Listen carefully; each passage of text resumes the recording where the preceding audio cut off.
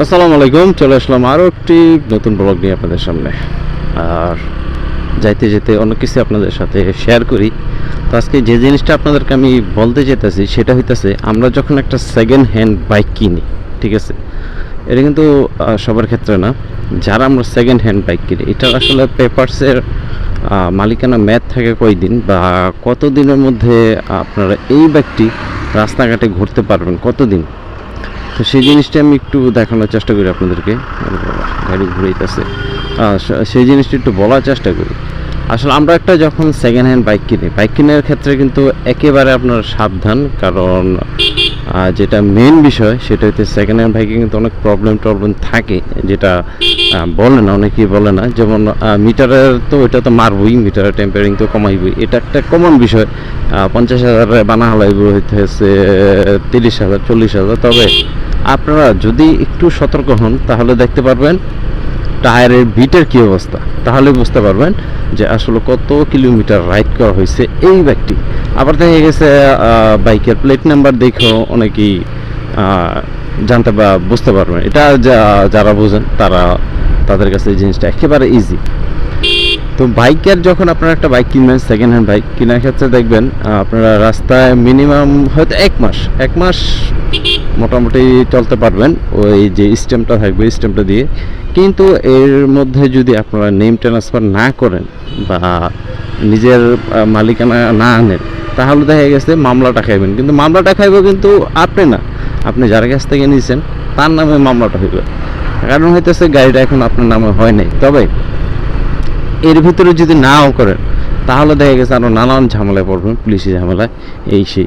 তবে আমি যেটা বলি, আপনারা যখন একটা সেকেন্ড হ্যান্ড বাইক নেবেন বা কোনো শোরুম থেকে কারো কাছ থেকে নেবেন, যদি এটা চালানোর ইচ্ছা থাকে না আমি এটাই ইউজ করব, এটা দিয়ে আমার অনেক দিন পার করব, তাহলে আপনারা অবশ্যই নামটা পরিবর্তন করে নেবেন। কারণ দেখা গেছে আপনারা অনেক সময় অনেক লং ট্যুরে যাওয়া হয়, সামনে না দূরে বা যে কোনো লং ট্যুরে যাওয়া হয়, বেশিরভাগ ক্ষেত্রে দেখবেন যারা হাইওয়ে পুলিশ থাকে তারা কিন্তু একটু পেঁচাই বেশি, অনেকটা পেঁচাই বেশি। আপনাকে ইস্যু করবো যে এই ইস্যু হ্যান ত্যান আগর বাগর।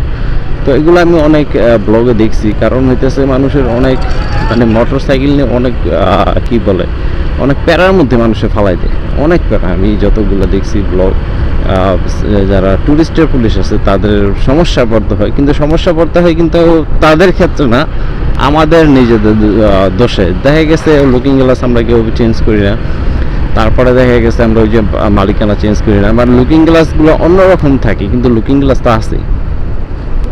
এটা একটা সমস্যা ধরছি, কারণ আমি কিছুদিন আগে একটা ব্লগ দিয়েছিলাম শুধু লুকিং গ্লাস কিন্তু আছে, কিন্তু ওটার জন্য একটা মামলা দিয়ে দিয়েছি। কারণ এটার সাথে এটা না, আরে লুকিং গ্লাসের সমস্যা কি, এটা হচ্ছে হাইওয়ে যারা পুলিশ থাকে তাদের কাজ। তারপরে আর যদি মালিকানা যদি না থাকে তাহলে আরও অনেকটা প্রবলেমে আপনারা পড়তে পারেন। আমি এটা পুরোপুরি শিওর না, তবে আমি যেটা বলি যদি সম্ভব হয় আপনারা, যদি টাকাও যায় হয়তো, এখন তো মিনিমাম 10 থেকে 12,000 টাকার মতো লাগে এই শুধু নেম ট্রান্সফার করতে, তাও দালাল ধৈরা না জানি দালাল ছাড়া।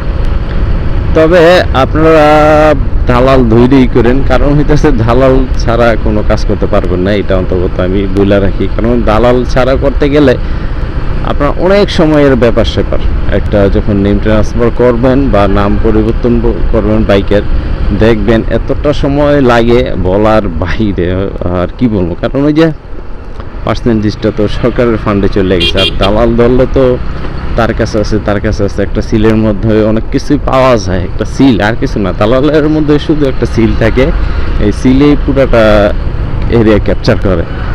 তো এই জিনিসগুলো আপনারা যদি একটু সতর্কভাবে চলেন বা খেয়াল রাখেন, আপনারা নিজেদের জিনিসগুলো বুঝতে পারবেন আর নিজেরা সতর্ক থাকবেন সব সময়।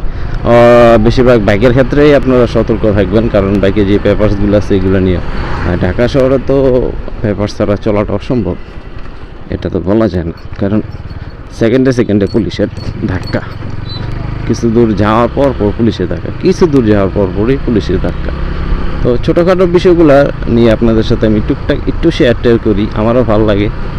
জানি না আপনাদের কতটা ভিডিওগুলো ভালো লাগে বা কতটা আপনারা এটা দেখে উপকার হন, তবে আমি উপকারী ভিডিও করার চেষ্টা করি।